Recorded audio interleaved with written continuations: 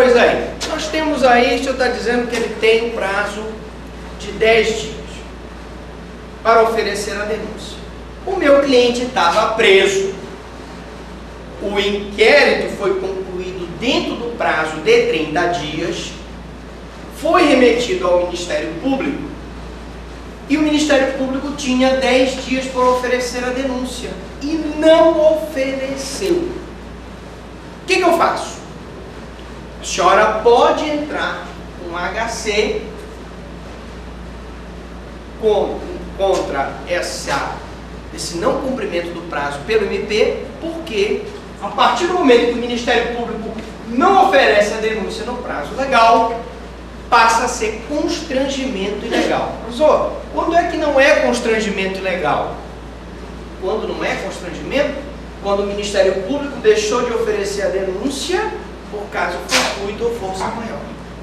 Houve um terremoto na cidade, houve um maremoto, o boy que estava carregando o processo lá do traficante passou ali pelo aquele buraco lá do metrô e o buraco engoliu o boy. O processo foi junto com o boy morreu, o processo foi... Sumiu o processo no buraco do metrô. Alguma coisa assim que comprove que ele não tem condição de oferecer a denúncia. Salvo isso, se ele não oferecer no prazo e o cidadão, bandidão, traficante, estiver preso, ele então vai haver o constrangimento legal passível de ordem de habeas corpus. Bom, a denúncia pode ser embasada no laudo de constatação de substância entorpecente, já explicamos isso, o laudo é a prova da materialidade, e firmado por perito oficial. Na falta de um perito oficial, podem ser nomeadas pessoas idôneas, de preferência aquela que tiver habilitação técnica para fazer a lavratura desse laudo. Significa dizer que no interior do Brasil, se não tiver pessoa habilitada para fazer o laudo, perito oficial, nós vamos chamar uma pessoa idônea. E isso não vai prejudicar a prova da materialidade do delito. Defesa preliminar. Muita gente confunde, inclusive o próprio legislador. Defesa preliminar não é a mesma coisa que defesa prévia. Cuidado. A Lei 11.343 diz: uma vez oferecida a denúncia, será o acusado notificado para apresentar defesa prévia. Errado. Não é defesa prévia. É defesa preliminar. Por quê? Porque a defesa prévia propriamente dita é aquela que é ofertada após o interrogatório do acusado. E aqui, essa defesa preliminar é aquela que é feita para evitar que a denúncia seja recebida. Ora, aqui não houve ainda interrogatório. Pelo princípio do contraditório, da ampla defesa e da igualdade entre as partes, se o Ministério Público teve 10 dias para oferecer a denúncia, 10 dias tem a defesa para apresentar a defesa preliminar. Por quê? Qual a diferença entre a defesa preliminar e a defesa prévia? Pergunta de prova. O momento da defesa. É que a defesa prévia é oferecida após o interrogatório e a defesa preliminar é oferecida com o objetivo de evitar o recebimento da denúncia. Não houve ainda nem processo. A denúncia não foi ainda nem recebida. Caso a defesa não seja ofertada no prazo de 10 dias pelo defensor do réu, o juiz nomeia um defensor dativo para apresentar a defesa. Por quê? Porque se ele não tiver nenhum defensor no processo, esse processo poderá ser nulo por conta de uma nulidade absoluta, pela ausência de princípio da ampla defesa. Professor, E o que o réu pode arguir nessa defesa preliminar? Prestem bem atenção. Primeiro, ele deve arrolar até 5 testemunhas. Tá? E nessa defesa preliminar, ele deve arguir exceções. Professor, como assim exceções? Imaginemos que ele é um traficante internacional, faz tráfico internacional, e o processo dele está tramitando por uma vara estadual. A competência é correta? Errado. Tráfico internacional é da competência da Justiça Federal. Ele, como acusado, não pode arguir uma exceção de incompetência? Pode. Ocasião de arguir essa exceção? Defesa preliminar. Ele pode requerer perícia? Ele pode juntar documentos? Pode. Todas essas coisas aqui são objeto da defesa dele. Ele pode arguir exceção, ele pode juntar documento, ele pode requerer perícia e, fundamentalmente, arrolar 5 testemunhas. Ultrapassada a fase da defesa preliminar, é que nós vamos ter ou não o prazo de 5 dias para o juiz receber ou não a denúncia. Aí recebeu a denúncia. No momento em que ele recebe a denúncia, é que começa a iniciar o processo. Estão entendendo aí? Até aqui, para trás, não havia processo, era só um procedimento. Aqui é que nós vamos ter o processo propriamente dito. O processo propriamente dito inicia com o recebimento da denúncia. Muito bem. Se o juiz entender imprescindível, antes de receber a denúncia, ele pode determinar as diligências que ele achar necessárias. Entre elas, por exemplo, ele pode solicitar a realização de um novo laudo pericial, por exemplo, para constatar a materialidade da substância.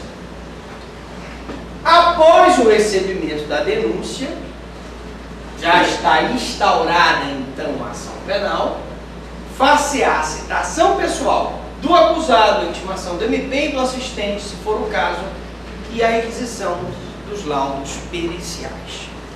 Então, agora sim, ele é citado, o Ministério Público é intimado, a defesa é intimada para justamente a audiência que nós vamos ver já já. Quando o juiz recebe a denúncia,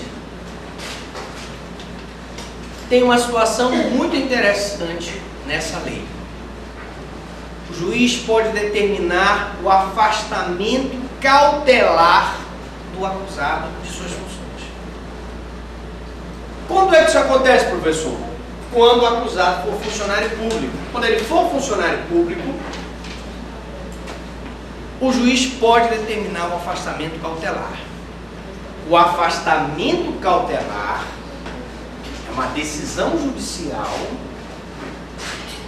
de caráter interlocutório, de caráter cautelar, e para que ela seja legal, a necessidade da prova da materialidade do crime, dos indícios da autoria, e o juiz tem que fundamentar essa decisão. Como é uma medida cautelar, ele deve fundamentar essa decisão. Se ele não fundamentar, pelo princípio da fundamentação das decisões, você, como advogado, pode impugnar a decisão que determinou o afastamento cautelar do teu cliente das funções dele, que ele exercia como funcionário público. Beleza? Ok. Até aqui tudo bem? Estão entendendo tudo? Posso dar uma castigada boa na prova? Tranquilo. Tranquilo. começa não, professor. Volta lá? Volta lá? Não? Vocês já repararam que esse slide, ele vem aqui com as folhinhas da maconha, né? Assim, parece uma folha da maconha, né? Não é. Não é. Isso aí é uma espécie de samambaia. Vocês estão vendo errado. É. Bom, na audiência de instrução e julgamento, prestem bem atenção. Essa audiência de instrução e julgamento é uma audiência concentrada. Por quê? Nessa audiência é que vai acontecer o interrogatório do acusado, a inquirição das testemunhas e será dada a palavra ao Ministério Público e à defesa para oralmente debater pelo prazo de 20 minutos, prorrogável por mais 10 minutos, sobre o mérito da causa. Professor, eu reparei que aqui nesse processo não existe defesa prévia após o interrogatório do acusado. Repararam isso? A defesa ela é preliminar, não existe defesa prévia. Qual a consequência de não haver defesa prévia aqui? Alguém sabe me dizer? Essa é uma questão emocionante. Não havendo defesa prévia após o interrogatório aqui, significa dizer que na defesa preliminar, se ele não tiver arrolado testemunha, aqui ele não vai ter mais oportunidade de arrolar. Se ele não tiver requerido exceção, aqui ele não vai ter mais oportunidade. Teoricamente, nas razões finais, ele poderia até suscitar, mas ele perde o prazo de arguir a exceção. Se ele não requisitou diligências, aqui, nessa audiência, não tem mais oportunidade. Daí é imprescindível que ele não se esqueça de providenciar tudo que for necessário na defesa preliminar. Porque se ele não arrolar testemunha na defesa preliminar, o direito dele preclui. Beleza? O que mais que eu posso dizer dessa audiência? Na audiência de instrução e julgamento não há prazo fixado na lei, mas a indicação do artigo 57 de que essa audiência será realizada, né? O interrogatório na audiência mostra que, por analogia, o prazo máximo para a realização é de 30 dias. Qual a importância de eu fixar esse prazo? É que se a audiência não se realizar no prazo de 30 dias, a contar do interrogatório, ou a contar justamente da realização da audiência, já foi denunciado, ele foi intimado, a intimação conta o prazo de 30 dias para a realização da audiência. Se ele estiver preso, o que caracteriza ao ultrapassar esses 30 dias? Constrangimento ilegal, passível, ordem de habeas corpus. E finalmente, perguntinha que vai cair na prova: o que é audiência? Por que a audiência da lei 11.343/06 é concentrada? Porque nessa mesma audiência é realizado o interrogatório do réu sobre o julgamento do mérito da causa, bem como motivo de testemunha e debate das partes. Para a acusação, 20 minutos. Para a defesa, 20 minutos. Prorrogável por mais 10 minutos, a critério do juiz.